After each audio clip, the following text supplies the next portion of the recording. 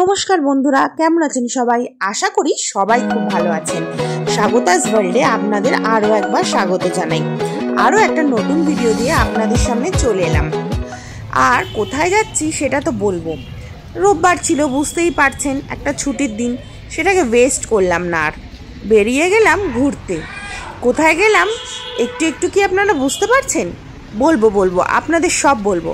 তার আগে এই ভিডিওগুলো ভালো লাগলে অবশ্যই আমার চ্যানেলটা সাবস্ক্রাইব করে নেবেন এবং ভিডিওগুলো ভালো লাগলে লাইক করে দেবেন, আর পারলে শেয়ার করতে পারেন। এই দেখুন, একটু একটু তো বুঝতেই পেরে গেছেন। হ্যাঁ, ঠিক ধরেছেন, আমরা চলে এসেছি ভিক্টোরিয়া মেমোরিয়াল হলে।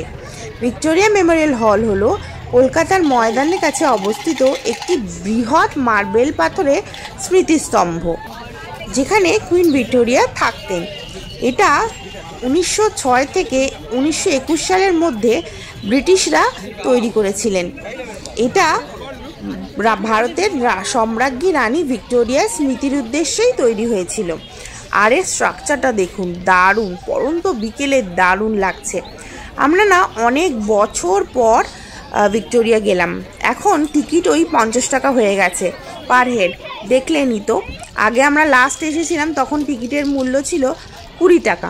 বুঝতেই পারছেন কোন আমলে এসেছিলাম। অনেক বছর পর আবার এলাম। সেই আগেকার দিনের মুভমেন্টগুলো এখনও মনে পড়ে। তখন বিয়ের হয়নি, আমরা কীরকম ছিলাম আর এখন কেমন হয়ে গেলাম।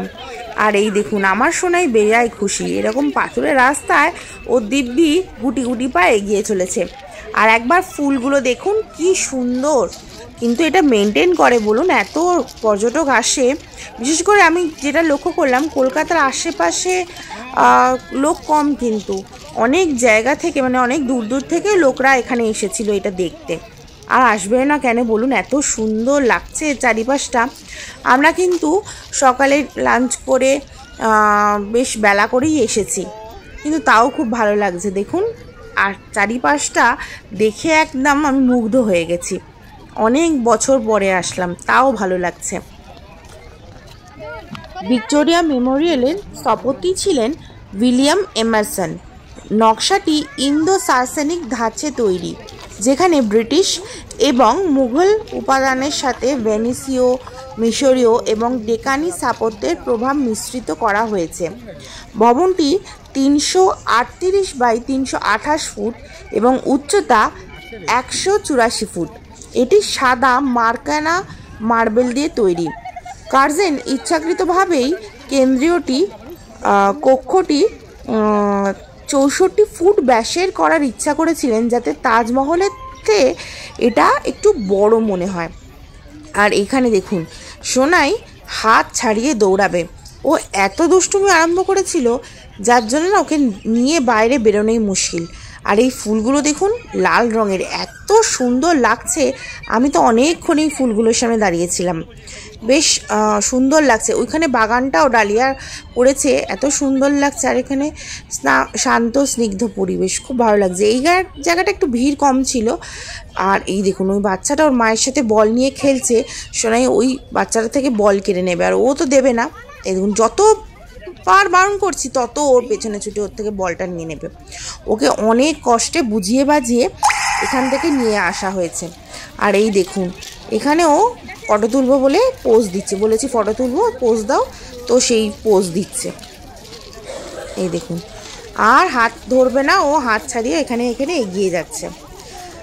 ভিক্টোরিয়া মেমোরিয়ালের বাগানগুলি লর্ড রেডসডেল এবং ডেভিড প্রেইন দ্বারা ডিজাইন করা হয়েছিল। এমারসনের সহকারী ভিনসেন্ট জেরাম এস এবং উত্তর দিকে সেতু ও বাগানের গেটটি ডিজাইন করেছিলেন। 1902 সালে এমারসন ভিক্টোরিয়া মেমোরিয়ালের জন্য মূল নকশা স্কেচটি করেছিলেন। আর এইটা আমরা একদম ভিক্টোরিয়া মেমোরিয়াল হলের ভেতরে প্রবেশ করেছি। আর এই দেখুন, কুইন ভিক্টোরিয়া স্ট্যাচুটি খুব সুন্দর লাগছে।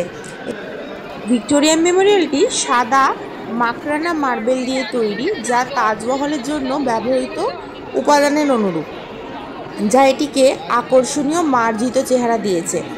কাঠামোটিতে একটি বৃহৎ কেন্দ্রীয় গম্বুজ রয়েছে, যা 4টি ছোট গম্বুজ, উঁচু প্রবেশদ্বার সোপান এবং গম্বুজযুক্ত চারকোনা টাওয়ার দ্বারা বেষ্টিত।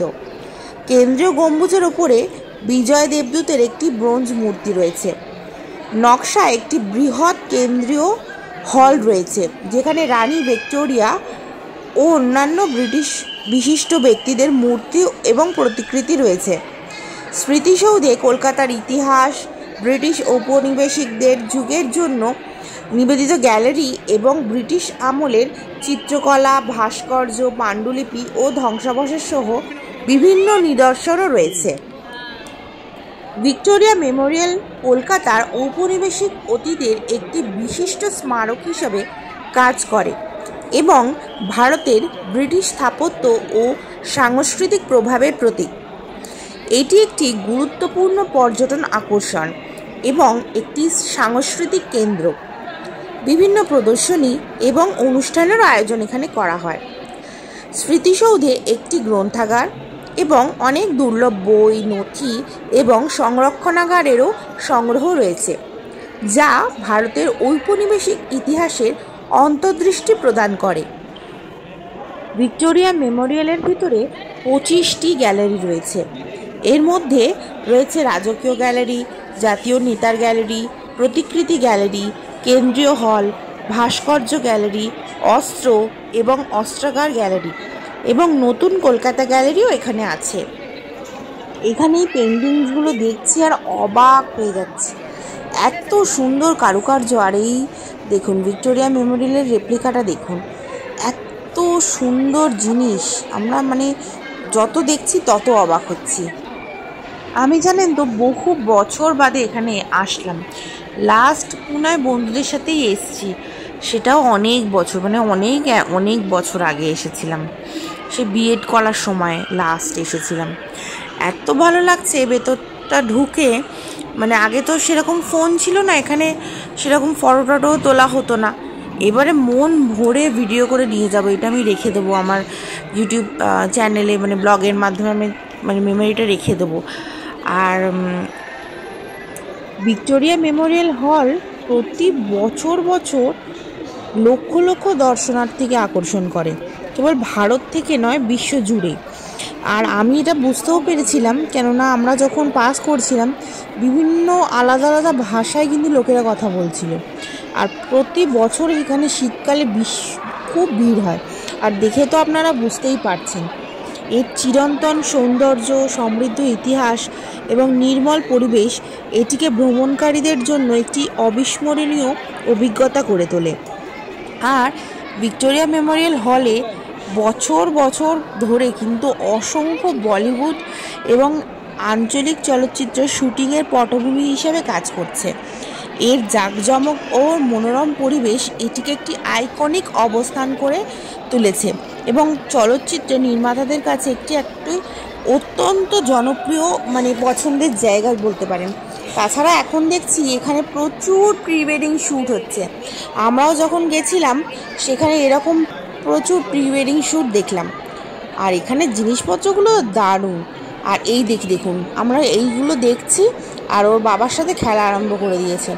ওকে তো ধরে রাখা যাচ্ছে না, এত বিশাল জায়গা দেখে ওই দিক ওদিক ছুট মারছে। আর এত ইতিহাসের এই জিনিস, এই দেখুন, এটা দেখেছেন কি সুন্দর। আর ওরা কিন্তু যত্ন করে রেখেছে এই ফ্রেঞ্চ গানটা। আর এই দেখুন লর্ড ক্লাইভের এই মূর্তিটা কি সুন্দর করে রেখেছে দেখুন। আর এই রাইফেলগুলো একবার দেখুন। আপনারা না শীতকালে এখানে একবার ঘুরে আসতে পারেন, আর ভেতরটাও ঢুকবেন, খুব ভালো লাগবে। বেশ আমাদের ইতিহাসকে সামনে দেখতে পাচ্ছেন বলে মনে হবে।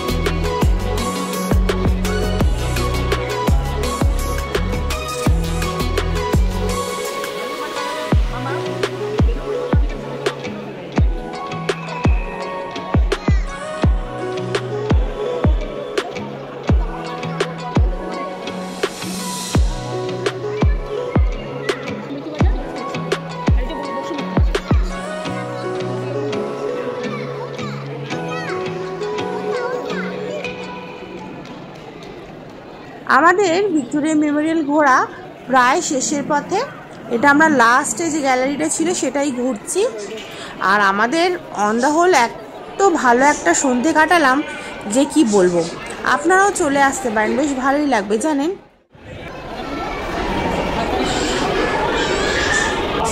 আর এই দেখুন, হ্যাঁ কি বলছো?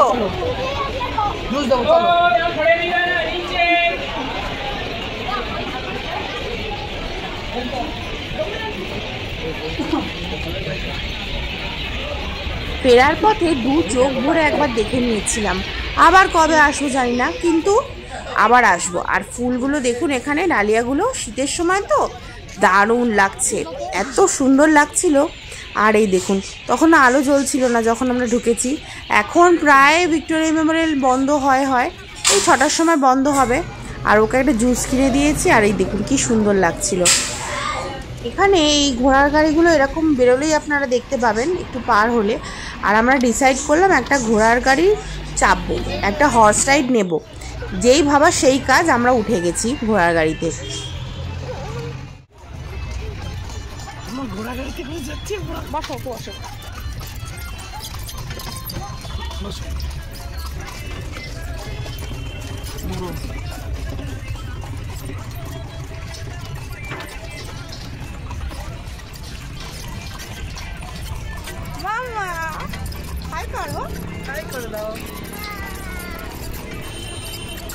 আমরা কিসের উপর আছি মামা?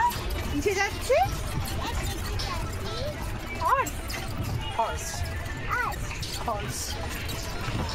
আমরা ভিক্টোরিয়া থেকে এইদিকে যাচ্ছি।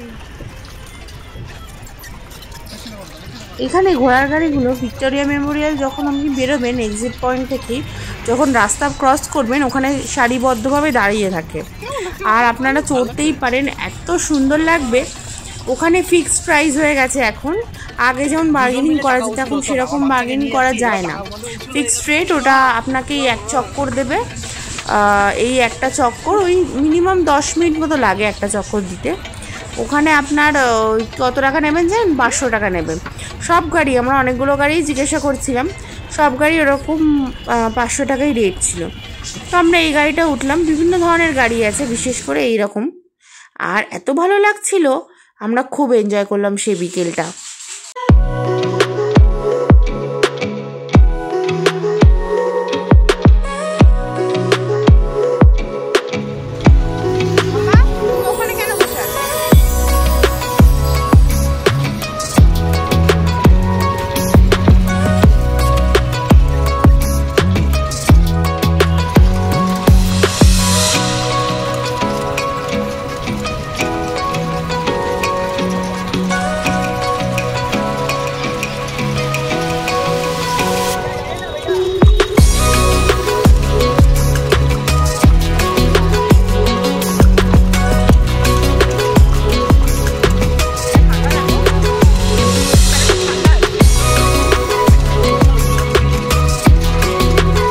আমাদের ঘোরাঘুরি একদম শেষ।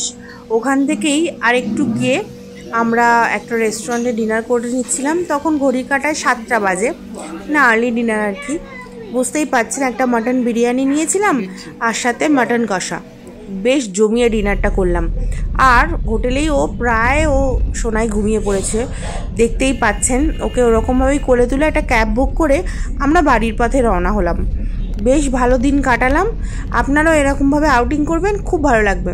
ভিডিওটা যে এতক্ষণ ধরে আপনারা দেখলেন তার জন্য অসংখ্য ধন্যবাদ জানাই।